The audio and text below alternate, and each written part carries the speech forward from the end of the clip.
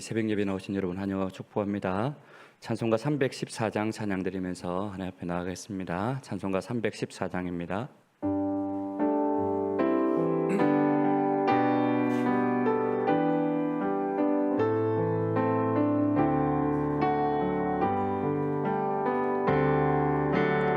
내 구주 예수를 더욱 사랑 엎드려 비는 말 들으소서. 내 진정 소원이 내 구주 예수를 더욱 사랑 더욱 사랑 이전에 세상 다 기뻤어도 지금 내 기쁨은 오직 예수. 나만 내비는 말 내 구주 예수를 더욱 사랑 더욱 사랑 이 세상 날 때 찬양하고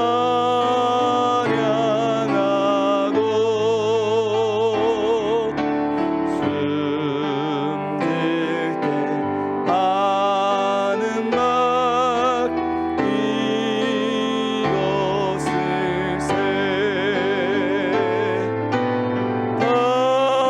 나만 내비는 말 내 구주 예수를 더욱 사랑 더욱 사랑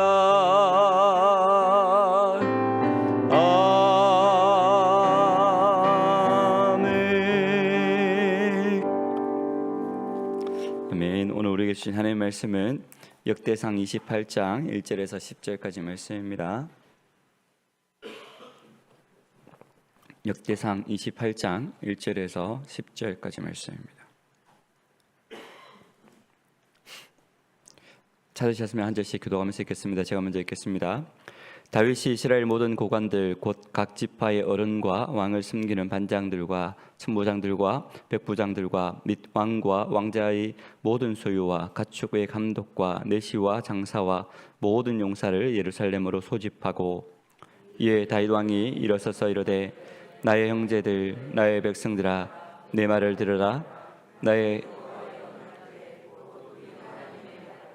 봉헌을 성전을 건축할 마음이 있어서 건축할 재료를 준비하였으나 하나님이 내게 이르시되 너는 전쟁을 많이 한 사람이라 피를 많이 흘렸으니 내 이름을 위하여 성전을 건축하지 못하리라 하셨느니라.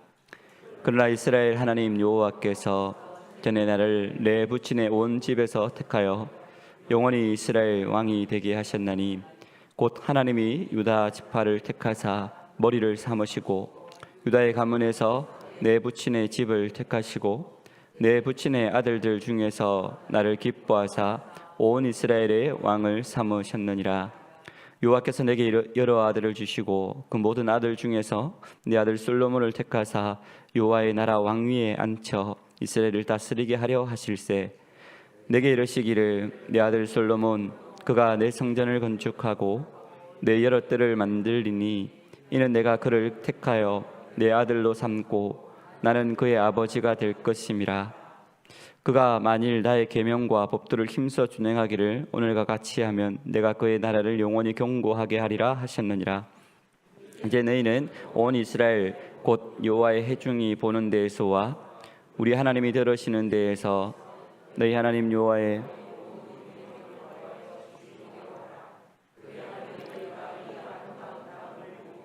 너희 후손에게 끼쳐 영원한 기업이 되게 하리라. 내 아들 솔로몬아, 너는 내 아버지의 하나님을 알고 온전한 마음과 기쁜 뜻으로 섬길지어다. 여호와께서는 모든 마음을 감찰하사 모든 의도를 아시나니 내가 만일 그를 찾으면 만날 것이요 만일 내가 그를 버리면 그가 너를 영원히 버리시리라. 그런즉 이제 너는 삼갈지어다. 여호와께서 너를 택하여 성전의 건물을 건축하게 하셨으니 힘써 행할지니라 하니라. 아멘.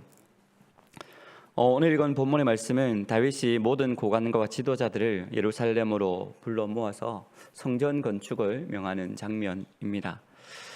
다윗은 여러분들이 잘 알고 계시다시피 늘 하나님을 생각하는 사람이었습니다. 그래서 자신은 좋은 궁에 있는데 하나님의 언약궤가 장막에 있는 것을 마음 아파하고 마음이 많이 쓰여서 하나님의 성전을 건축하고자 하는 뜻을 품었습니다. 그러나 다윗이 피를 많이 흘리는 용고로 하나님께서는 그것을 허락하지 않으십니다. 그렇지만 자신은 하나님의 큰 은혜를 받은 사람임을 고백하고 또 비천한 자신을 통해서 이스라엘의 왕이 되게 하신 것에 감사하고 성전 건축의 꿈도 아들을 통해서 이루어 주시겠다는 약속을 받고 그 일을 천천히 수행할 것을 명령하는 것이 오늘 본문의 말씀입니다. 다윗은 그의 생애에서 하나님 앞에 신실함을 잘 보여주었는데요. 오늘 본문에서도 그것을 잘 보여주고 있습니다. 다윗이 보여준 신실함은 어떤 것이 있을까요? 첫 번째는 사명을 향한 충성입니다. 오늘 본문 3절 말씀을 보시면 이렇게 기록이 되어 있습니다. 하나님이 내게 이르시되 너는 전쟁을 많이 한 사람이라 피를 많이 흘렸으니 내 이름을 위하여 성전을 건축하지 못하리라 하셨느니라 라고 기록을 하고 있는데요. 이 상반절 말씀을 보시면 다윗의 삶이 어땠는지를 잘 보여주고 있습니다. 다윗은 이스라엘에 등장할 때부터 골리앗과의 싸움을 통해서 이스라엘이 알려졌고 또 그 이후로도 다윗은 용사로 전쟁을 오갔던 사람입니다. 이것은 그가 전쟁을 좋아하고 피를 좋아해서가 아니라 하나님의 나라를 세우기 위한 전쟁이었습니다. 그를 통해서 하나님이 다스리는 나라는 어떤 나라인지 그것을 모형으로나마 보여줄 수 있었습니다. 다윗이 그러한 삶을 살았기 때문에 그의 삶은 참으로 고단한 삶이었습니다. 하지만 이것이 그의 사명이었고 그는 그 사명에 충실한 삶을 살았습니다. 그래서 그를 통해서 나라가 안정되었고 나라의 지경이 넓고 강대해졌습니다. 신실함의 첫걸음은 바로 사명을 향한 충성입니다. 하나님은 우리에게도 각양의 은사를 허락하셨고 사명을 주셨습니다. 저는 저희 집 아이들에게 한 번씩 이렇게 꿈에 대해서 물어보곤 하는데요. 그리고 앞으로 어떻게 살지 그렇게 확인을 하곤 합니다. 며칠 전 저희 딸아이와 이야기를 할 기회가 있어서 이야기를 하다가 딸 너는 나중에 뭐 하고 싶니? 이렇게 물어보니까 돈 많은 백수가 되고 싶은 게 꿈이라고 말을 하더라고요. 그래서 제가 이렇게 돈 많은 백수가 되려면 아빠가 돈이 많든지 아니면 네가 신랑을 잘 만나야 되는데 아빠가 돈이 많기는 어려울 것 같고 네가 결혼을 잘해야 될 것 같다 이렇게 말을 하면서 차근차근 설명을 했습니다. 마태복음 25장에 보면 달란트 비유가 있지 않습니까? 이 달란트 비유를 통해서 하나님께서 우리에게 달란트를 허락하시고 잘하는 것들을 허락하셨는데 그 잘하는 것을 은사를 개발해서 하나님의 사명을 감당하는 것이 우리 그리스도인의 그런 사명인데 어떻게 그런 꿈을 꿀 수가 있냐라고 이렇게 말을 했더니 아빠 장난으로 한 말을 왜 이렇게 진지하게 받아들이세요? 라고 이렇게 말을 하긴 하더라고요. 그런데 언중유골이라는 말이 있듯이 아이들 생각에 또 이 세대 사람들의 생각에 이런 편한 꿈들을 꾸는 사람들이 더러 있는 것들을 보게 됩니다.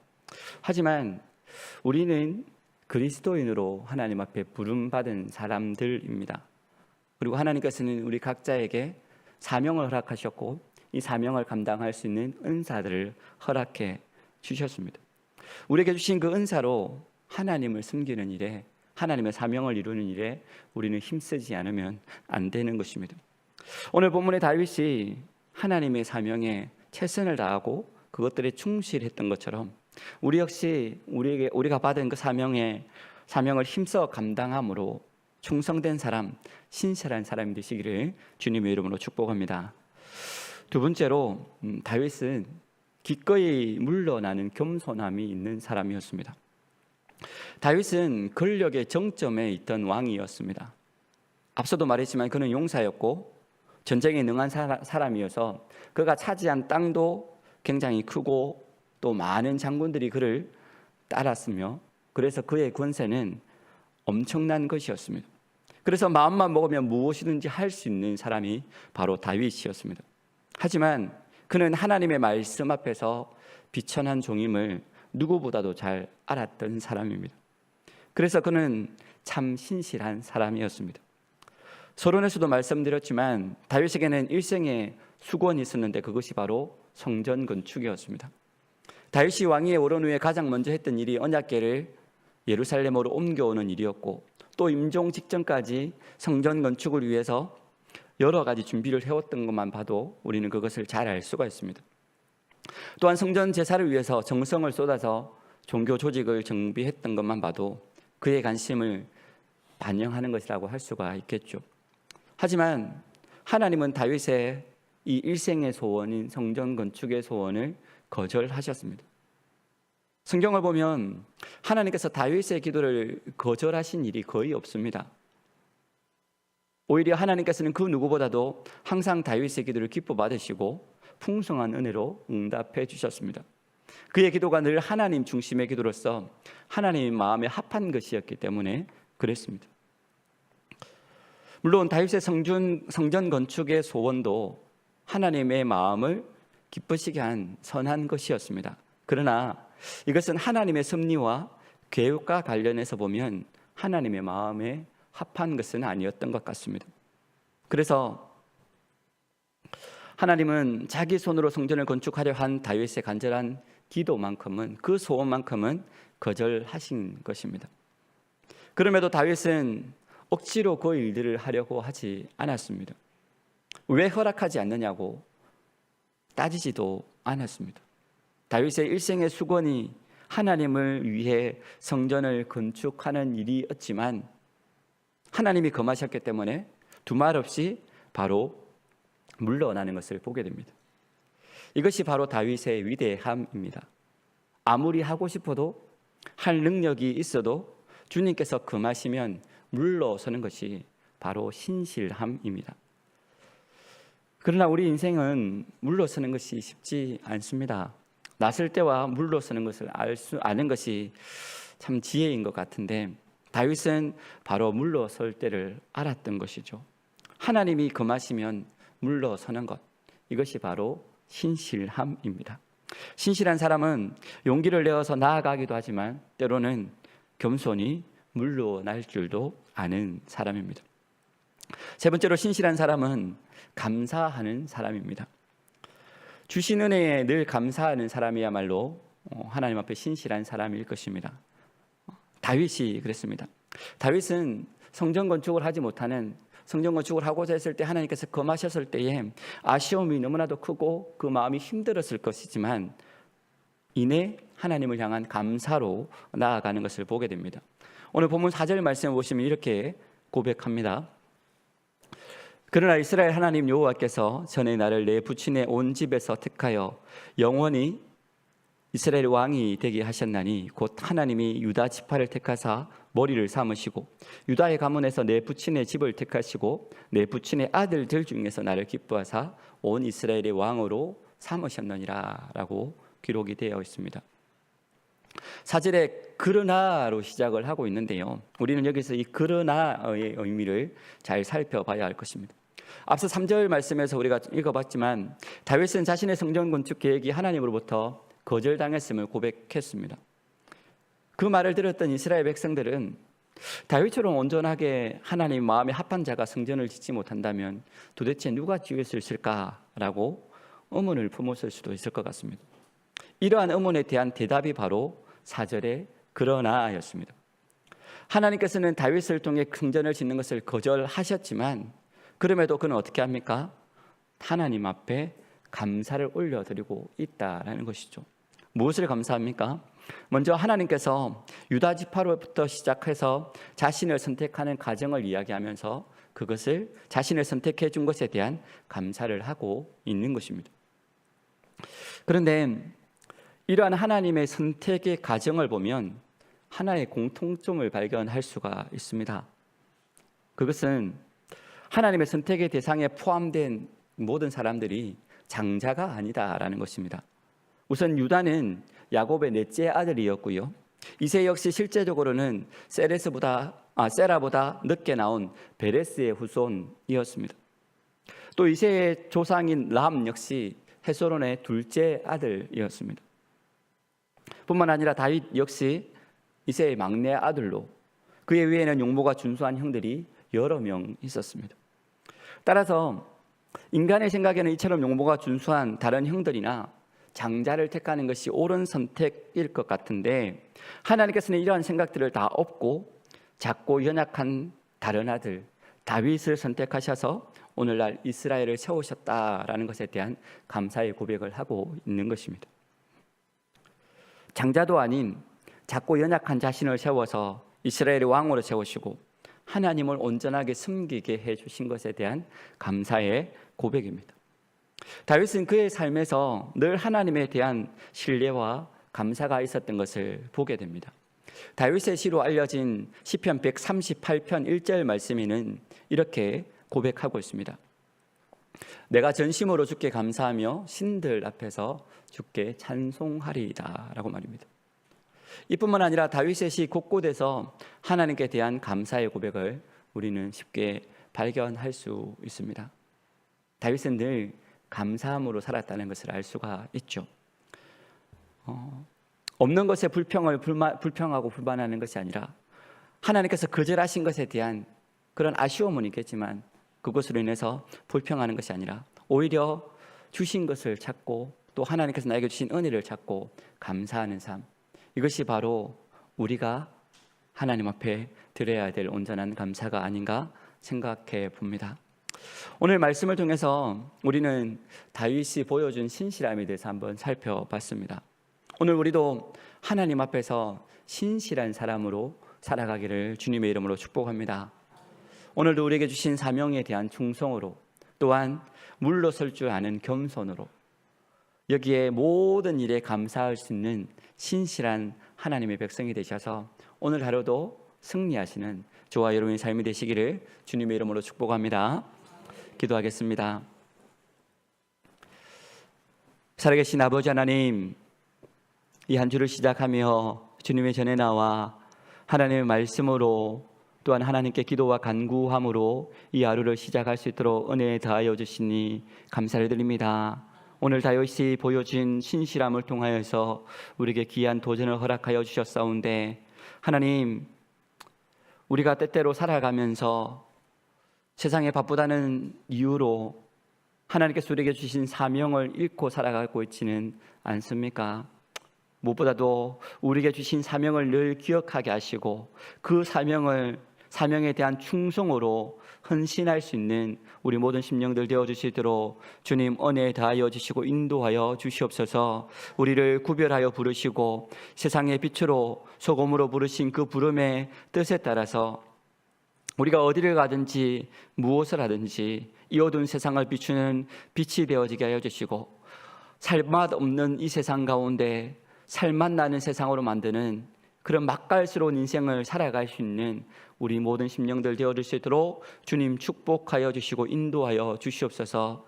또한 내 힘으로 모든 것을 할 수 있다라고 고백하는 것이 아니라 때때로 하나님께서 금하시는 일이 있다면 가감히 물러설 수 있는 겸손함을 우리에게 허락하여 주시고 그렇게 하나님 앞에 신실함으로 살아갈 수 있는 주의 백성들 되어주도록 은혜 더하여 주시옵소서. 바라고 소망하기는 우리의 삶이 다윗처럼 늘 감사하는 삶으로 살아가기를 소망합니다. 나에게 왜 이것을 주지 않느냐고, 나에게 왜 이것을 허락하지 않느냐고, 다른 사람은 저런 복을 주시고 왜 나에겐 이런 복을 주시지 않냐고 하나님 앞에 불평하고 불만하고 없는 것으로 인해서 아쉬워하는 것이 아니라 하나님께서 나에게 주신 것으로 인해서 감사할 수 있는 믿음을 허락하여 주시옵소서. 우리가 눈을 조금만 돌려보면 감사의 제목들이 너무나도 많음을 보게 됩니다. 하나님, 우리의 시야를 넓혀주시고 우리에게 믿음의 눈을 허락하여 주셔서 작은 일에도 감사할 수 있도록 하여 주시고, 그래야 해서 그 감사로 하나님께 온전히 영광 돌릴 수 있는 우리의 삶의 모습이 되어지도록 주여 축복하여 주시고 인도하여 주시옵소서. 이 시간에 우리 교회를 축복하며 중보합니다. 하나님께서 우리 교회를 이 지역 가운데 117년 전에 세우시고 지금까지 크신 은혜와 사랑으로 지켜주시니 감사를 드립니다. 하나님께서 우리 교회를 북주셨사온데 우리만 이 복을 받아 누리는 것이 아니라 이 지역에 그것들을 돌려보낼 수 있는 믿음의 백성들 되어지게 하여 주시고, 우리 교회가 이 땅 가운데 있음으로 말미암아, 이 지역에 있음으로 말미암아 이 지역이 복을 받게 하여 주시고, 또 우리 교회 성도들이 가는 모든 곳곳마다 우리 성도들을 통하여서 하나님의 은혜와 복이 흘러넘칠 수 있도록 하나님, 우리 교회에 속해 있는 모든 성도들을 축복의 통로로, 복음의 통로로 사용하여 주시옵소서. 사랑하는 담임 목사님을 위해서 중보하며 기도합니다. 하나님, 이제 안식월을 마무리하고 계실 것인데 하나님, 끝까지 하나님께서 지켜 보호하여 주시고 온전한 안식을 누릴 수 있도록 도와주실 뿐만 아니라 이제 돌아오셔서는 하반기 사역과 이제 또 내년도 사역을 본격적으로 준비하며 또 계획하며 나아가실 것인데 힘과 능력을 더하여 주시고 성령의 충만함으로 드립혀 주셔서 모든 것들이 하나님의 뜻 안에서 순적하게 이루어질 수 있도록 하나님, 우리 담임 목사님 가운데 은혜와 능력으로 함께 행하여 주시옵소서. 특별히 이 시간에 기도하며 간구하며 나아갈 때에 우리 선교사님들을 위해서 중보하며 기도하며 나아갑니다. 오늘도 주의 복음을 들고 정말 문화가 다르고 언어가 다르고 환경이 다른 곳에서 사명을 쫓아 너무나도 고생을 하고 있는 우리 선교사님들 주께서 기억하여 주시고 그들의 사역 가운데 하나님께서 동행하여 주시옵소서. 물질이 없어서 어려움을 당하지 않게 하여 주시고 인적 자원이 없어서 사역이 막히는 일이 없도록 하나님께서 물질을 부어주시고 또 인적 자원을 붙여주셔서 우리 선교사님들의 그 사역을 통하여서 그 땅 가운데 하나님의 놀라운 역사가, 복음의 역사가 나타나도록 하나님 은혜 다하여 주시고 축복하여 주시옵소서. 우리 미얀마 양고원 그레이스 신학교를 주께서 축복하여 주시고 그곳에서 사역하신 우리 교수님들과 또 배우는 학생들 가운데도 성령의 능력으로 충만하게 드립혀 주셔서 정말 하나님의 말씀이 제대로 잘 가르침 되어지게 하여 주시고 또 우리 학생들은 잘 배워서 자기들이 속해 있는 소수민족으로 돌아가서 그 땅 가운데서 하나님의 복음을 전할 때에 그 땅이 하나님의 땅으로 돌아오는 놀라운 기적과 같은 역사를 나타낼 수 있도록 은혜를 드립혀 주시옵소서. 또 우리 협력교회들을 위해 축복합니다. 하나님, 갈수록 교회들이 어려움을 겪고 있습니다. 갈수록 작은 교회들마다 사람들이 잘 가려고 하지 않습니다. 하나님, 우리 협력교회 목사님들 아버지 하나님께서 붙잡아 주셔서 정말 그들의 사역들이 외롭지 않게 하여 주시고 아버지 하나님께서 좋은 동력자들을 많이 부어주실 뿐만 아니라 물질적으로도 어려움을 겪지 않도록 하나님 물질의 복도 허락하여 주시옵소서. 우리는 그들을 위해서 기도로 돕게 하여 주시고 물질로 돕게 하여 주셔서 그들이 정말 돕는 손길들로 인해서 그 사역들을 잘 감당해 나갈 수 있는 믿음의 백성들 되어지게 하여 주시고 또 우리 목사님들이 그 기도를 힘입어서 힘껏 사역함으로 말미암아 그 교회들마다 부흥의 역사들이 나타날 수 있도록 하나님 은혜 드립혀 주시옵소서. 오늘 이 아침에도 우리가 마음의 소원과 기도의 제목들을 가지고 주님 앞에 기도하며 나아갑니다. 하나님, 우리의 작은 신음소리도 들어 응답하여 주신다고 하셨사오니 하나님, 우리의 기도를 들어 응답하여 주시되 하나님의 때에 하나님의 방법으로 응답하여 주셔서 하나님의 살아계심을 깊이 경험하는 은혜의 아침이 되어지도록 주여 이 시간에도 우리 가운데 운행하여 주시고 역사하여 주시옵소서. 이 아침에도 우리 가운데 함께 하신 하나님을 기대하오며 감사드리며 살아계신 주 예수 그리스도 이름으로 기도드립니다. 아멘. 계속해서 개인적인 기도 제목으로 기도하시다가 돌아가시기 바랍니다.